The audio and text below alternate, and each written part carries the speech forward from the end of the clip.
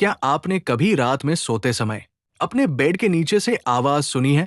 अगर हाँ, तो आज की ये कहानी आपको सोने नहीं देगी। ये कहानी है आरव की, जो हाल ही में एक नए घर में शिफ्ट हुआ था। शहर से थोड़ा दूर, शांत इलाका, और सबसे खास बात, उस घर में वो अकेला रहता था। शुरुआत में सब कुछ बिल्कुल ठीक था, लेकिन फिर कुछ ऐसा होने लगा जिसने उसकी जिंदगी बदल दी। पहली रात आरव अपने कमरे में सो रहा था। सब कुछ शांत था, घड़ी की टिक टिक के अलावा।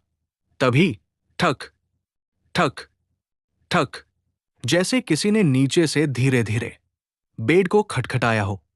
आरव की आंखें खुल गई। उसने सोचा शायद मेरा वहम है। वो करवट लेकर फिर सो गया।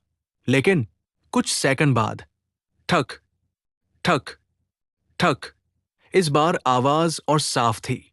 आरव ने धीरे से अपना हाथ नीचे लटकाया, लेकिन उसे कुछ महसूस नहीं हुआ। कुछ नहीं है, उसने खुद को समझाया, और किसी तरह सो गया। दूसरी रात फिर वही हुआ।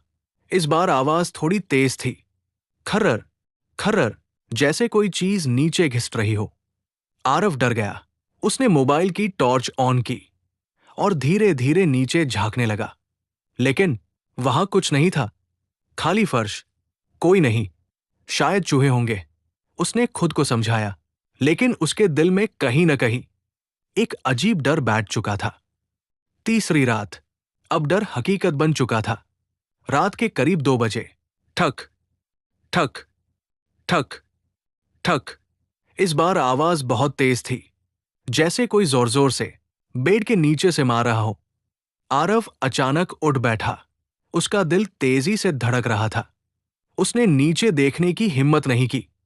लेकिन तभी एक धीमी आवाज। आरव, उसका खून जम गया। ये आवाज सीधे बेड के नीचे से आई थी। आरव के हाथ कांपने लगे। उसने खुद से कहा, ये सपना है, ये सपना है। लेकिन तभी फिर वही आवाज। आरव, नीचे देखो। अब वो खुद को रोक नहीं पाया। धीरे धीरे वो बेड के किनारे झुका। उसने मोबाइल की टॉर्च नीचे डाली, और वहां कुछ भी नहीं था। लेकिन जैसे ही वो वापस उठने लगा, अचानक उसका हाथ किसी ने पकड़ लिया। एक ठंडा, बर्फ जैसा हाथ उसके हाथ को कसकर पकड़ रहा था। आरव चीख पड़ा, कौन है? लेकिन नीचे कोई दिखाई नहीं दे रहा था। बस एक अदृश्य ताकत जो उसे नीचे खींच रही थी। आरव पूरी ताकत से खुद को छुड़ाने लगा, लेकिन वो पकड़ और मजबूत होती जा रही थी। तभी बेड के नीचे से धीरे धीरे एक चेहरा बाहर आने लगा। एक ऐसा चेहरा जो इंसान का नहीं था। काली आंखें, टेढ़ी मुस्कान, और वो धीरे से बोला, तुमने नीचे क्यों देखा? पिछले पार्ट में आपने देखा। आरव ने जैसे ही बेड के नीचे झांका, उसे एक डरावना चेहरा दिखा। काली आंखें, टेढ़ी मुस्कान, और फिर उस चीज ने उसका हाथ पकड़ लिया। आरव चीख रहा था, छोड़ो मुझे। लेकिन वो चीज और ज्यादा ताकत से उसे नीचे खींच रही थी। उसके नाखून फर्श पर रगड़ खाते हुए आवाज कर रहे थे, खर्र खर्र। उसने पूरी ताकत लगाई, और अचानक झटके से अपना हाथ छुड़ा लिया। वो पीछे गिर पड़ा, सांस तेज, दिल बेकाबू। उसने तुरंत उठकर लाइट ऑन कर दी। कमरा फिर से वही था, खाली, शांत, जैसे कुछ हुआ ही न हो। लेकिन उसके हाथ पर गहरे निशान थे, जैसे किसी ने नाखून गड़ा दिए हों। आरव खुद से कह रहा था, ये सपना नहीं था, ये सच था। उसने तुरंत फोन उठाया और अपने दोस्त रोहन को कॉल किया। भाई, मेरे साथ कुछ अजीब हो रहा है। रोहन हंसने लगा, तू हॉरर मूवी ज्यादा देख रहा है। लेकिन जब आरव ने अपने हाथ के निशान दिखाए, तो रोहन चुप हो गया। उसने कहा, कल मैं तेरे घर आता हूं। अगले दिन रोहन घर आया। दोनों ने पूरा कमरा चेक किया, बेड उठाया, फर्श देखा, लेकिन कुछ भी अजीब नहीं मिला। रोहन बोला, देख, यहां कुछ नहीं है, तू ओवरथिंक कर रहा है। लेकिन तभी आरव की नजर दीवार पर गई। एक पुरानी, हल्की सी खरोंच, जैसे किसी ने अंदर से बाहर निकलने की कोशिश की हो। रोहन ने कहा, यह तो पुरानी दीवार है, कुछ भी हो सकता है। लेकिन आरव का मन नहीं मान रहा था। आरव ने उस घर के मालिक को कॉल किया। इस घर में पहले कौन रहता था? कुछ सेकंड की खामोशी। फिर मालिक बोला, क्यों पूछ रहे हो? आरव ने सब बता दिया। मालिक की आवाज बदल गई। देखो, मैं तुम्हें डराना नहीं चाहता, लेकिन इस घर में पहले एक आदमी रहता था जो अचानक गायब हो गया। आरव का दिल बैठ गया। गायब मतलब? मालिक बोला, किसी को नहीं पता वो कहाँ गया।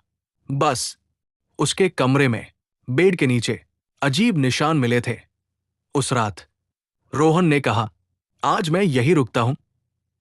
अगर कुछ है तो हम दोनों देखेंगे। दोनों ने प्लान बनाया, कैमरा ऑन किया और बेड के सामने सेट कर दिया। लाइट बंद। दोनों सोने का नाटक करने लगे। कमरे में सन्नाटा।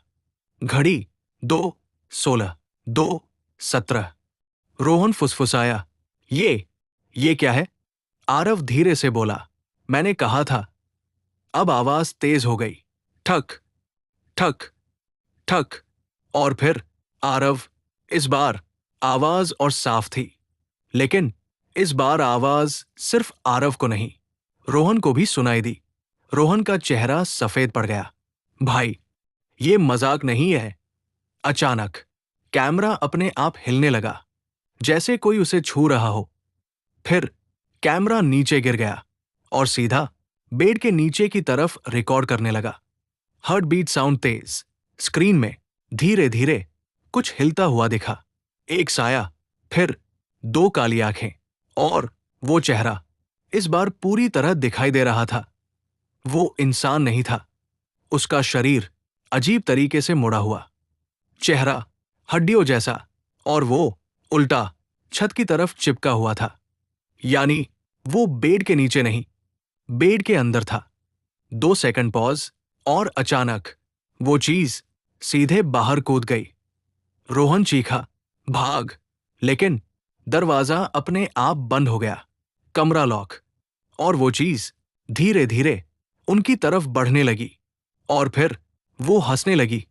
अब तुम दोनों देख चुके हो, अब कोई नहीं बचेगा।